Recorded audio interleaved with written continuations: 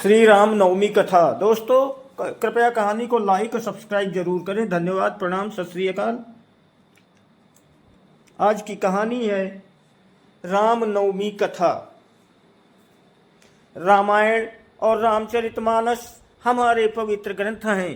तुलसीदास जी ने श्री राम को ईश्वर मानकर रामचरितमानस की रचना की थी, किंतु आदि कवि वाल्मीकि ने अपने रामायण में श्री राम को मनुष्य ही माना था।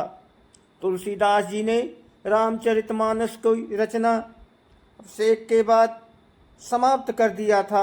वहीं आदि कवि श्री वाल्मीकि ने अपने रामायण में कथा को आगे श्री राम के महाप्रयाण तक वर्णित किया है।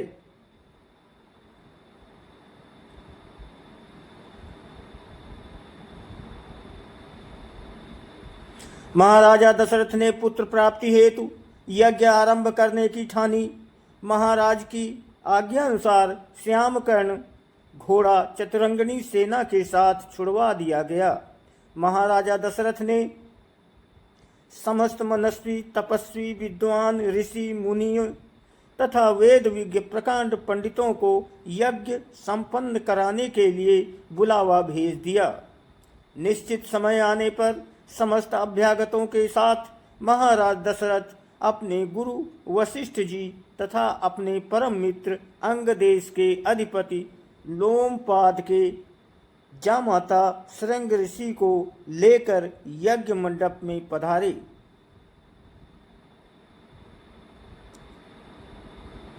इस प्रकार महान यज्ञ का विधिवत शुभारंभ किया गया। संपूर्ण वातावरण वेदों की ऋचाओं के उच्च स्वर में पाठ से गूंजने तथा समिधा की सुगंध से महकने लगा। समस्त पंडितों, ब्राह्मणों, ऋषियों आदि को यथोचित धन धान्य, गौ आदि भेंट करके सादर विदा करने के साथ यज्ञ की समाप्ति भी हुई।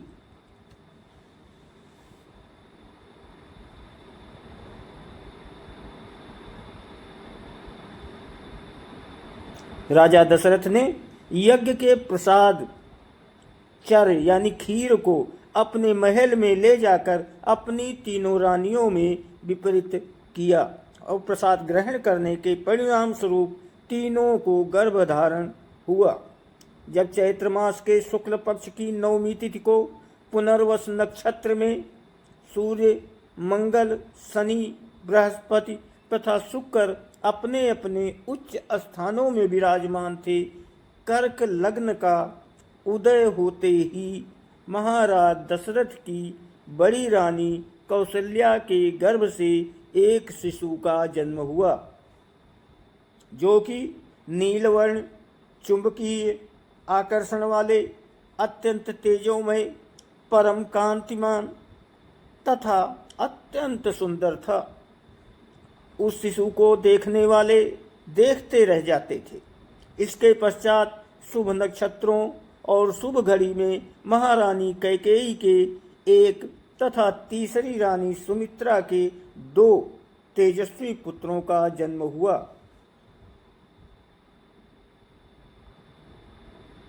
संपूर्ण राज्य में आनंद मनाया जाने लगा। महाराज के 4 पुत्रों के जन्म के उल्लास में गंधर्व गान करने लगे और अप्सराएं नृत्य करने लगीं। देवता अपने विमानों में बैठकर पुष्प वर्षा करने लगे। महाराज ने उन्मुक्त हस्त से राजद्वार पर आए भाट, चारण तथा आशीर्वाद देने वाले ब्राह्मणों और याचकों को दान दक्षिणा दी।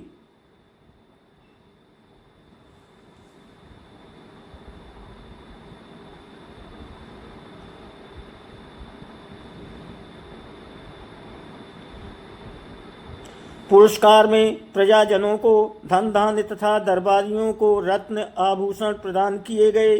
4 पुत्रों का नामकरण संस्कार महर्षि वशिष्ठ के द्वारा किया गया तथा उनके नाम रामचंद्र, भरत, लक्ष्मण और शत्रुघ्न रखे गए।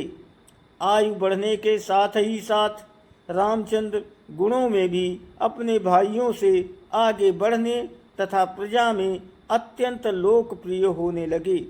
उनमें अत्यंत विलक्षण प्रतिभा थी, जिसके परिणाम स्वरूप अल्पकाल में ही वे समस्त विषयों में पारंगत हो गए।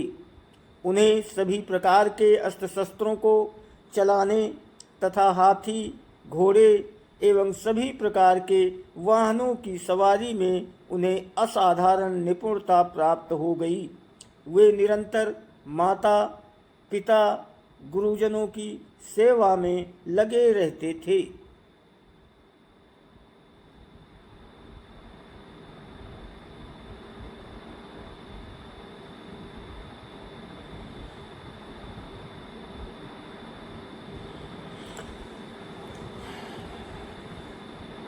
उनका अनुसरण शेष तीनों भाई भी करते थे।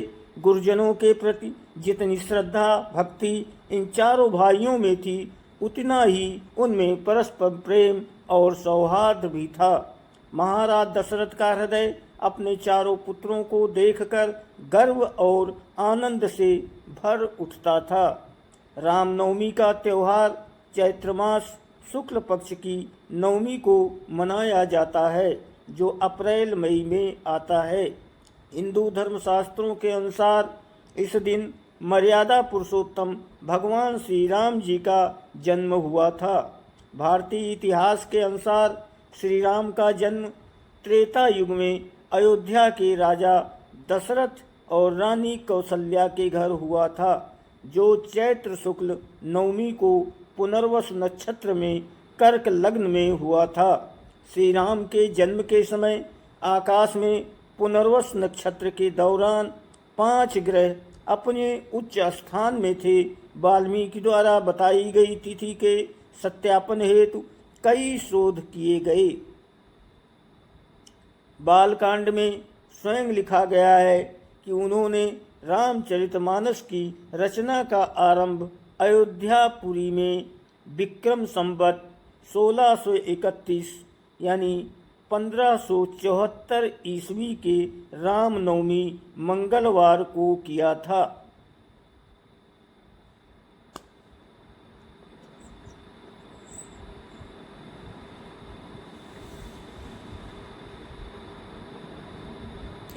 गोस्वामी जी ने रामचरितमानस में श्री राम के जन्म का वर्णन कुछ इस प्रकार किया है। भय प्रकट कृपाला दीन दयाला कौशल्या हितकारी हर्षित महतारी मुनि मनहारी अद्भुत रूप विचारी लोचन अभिरामा तनु घन श्यामा निज आयुध भुजचारी भूषण वनमाला नयन विशाला शोभा सिंधु खरारी कह दुई कर जोरी अस्तुति तोरी कही विधि करो अनंता माया गुण ज्ञाना तीत अमाना वेद पुराण भनंता करुणा सुख सागर सब गुण आगर जेहि गा वही श्रुति संता सो मम हित लागी जन अनुरागी भयऊ प्रकट श्री कंता। राम जन्म कथा।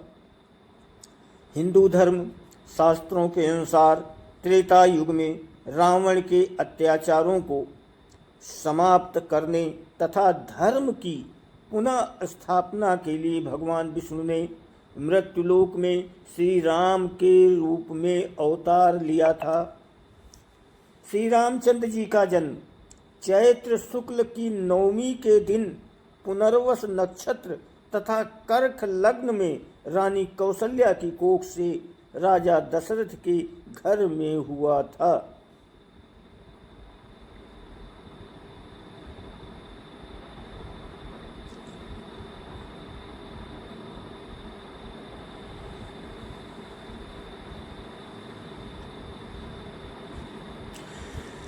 संपूर्ण भारत में रामनवमी मनाई जाती है।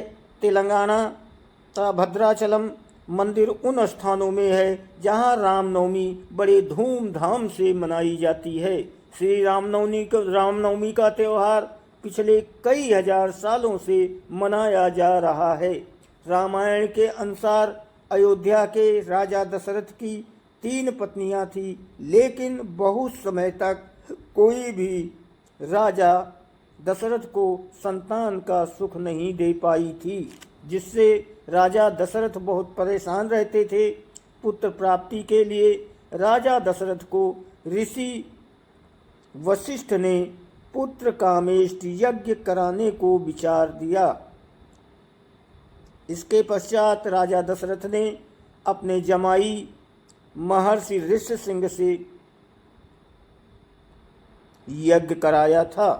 तत्पश्चात यज्ञ कुंड से अग्निदेव अपने हाथों में खीर की कटोरी लेकर बाहर निकले। यज्ञ समाप्ति के बाद महर्षि ऋष्यशृंग ने दशरथ की 3 पत्नियों को एक एक कटोरी खीर खाने को दी। खीर खाने के कुछ महीनों बाद ही तीनों रानियां गर्भवती हो गईं। ठीक 9 महीनों बाद राजा दशरथ की सबसे बड़ी रानी कौशल्या ने श्री राम को, जो भगवान विष्णु के 7वें अवतार थे, कैकेयी ने श्री भरत को और सुमित्रा ने जुड़वा बच्चों श्री लक्ष्मण जी और श्री शत्रुघ्न जी को जन्म दिया। भगवान श्री राम का जन्म धरती पर दुष्ट प्राणियों को संहार करने के लिए हुआ था। रामनवमी पूजन राम, सीता, लक्ष्मण एवं हनुमान का पूजन किया जाता है। रामनवमी के त्योहार का महत्व हिंदू धर्म सभ्यता में महत्वपूर्ण पर्व है। इस पर्व के साथ ही माँ दुर्गा के नवरात्रों का समापन भी होता है। हिंदू धर्म में रामनवमी के दिन पूजा अर्चना की जाती है। रामनवमी की पूजा में पहले देवताओं पर जल, रोली और लेपन चढ़ाया जाता है। इसके बाद मूर्तियों पर मुट्ठी भर के चावल चढ़ाए जाते हैं। पूजा के बाद आरती की जाती है। कुछ लोग इस दिन व्रत भी रखते हैं। रामनवमी का महत्व, ये पर्व भारत में श्रद्धा और आस्था के साथ मनाया जाता है।